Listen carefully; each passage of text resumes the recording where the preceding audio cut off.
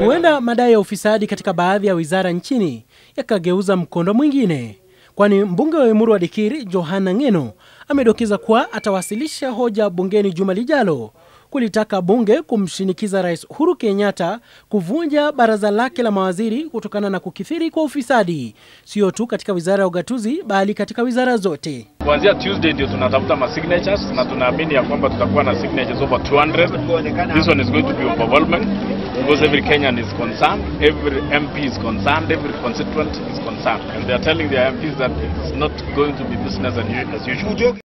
Wakizungumza katika eneo la Oldonyo Rasha, kaunti ya Narok, wakati wa hafla ya mazishi ya marehemu Emmanuel Kong'u, mbunge huyu pamoja na mwenzake wa eneo la Narok Magharibi Patrick Ntutu wamesema kuwa kimya cha Rais Kenyatta kuhusu swala la ufisadi linalomhusisha waziri wa ugatuzi Anne Waiguru ni ishara ya mkono baridi katika vita dhidi ya ufisadi. We will largely blame the president. We will largely blame his office, because when you look at the way the office is handling these matters, it is completely, it's like they are out of touch. It's like they don't even know what's going on in the government, or they are in touch, but it's their business. So it is either they don't know what's going on, or they know what's going on, but it is as per their plans to steal from us, to steal from the taxpayers. Hakuna secret kao kwa Kenya, ndio tukaambia president wetu na deputy ya kwamba huyu mama ambaye amesemekana yeye amehusika na ile milioni 791 ni lazima aende kando. Hii mambo ichunguzwe, kama ana hatia si atarudi kwa doketi yake. Wakati huo huo, viongozi tofauti wameendelea kutoa shinikizo kwa waziri Waiguru kujiondoa ofisini. Cabinet member Waiguru must resign, because you cannot tell us because you are not the procurement officer.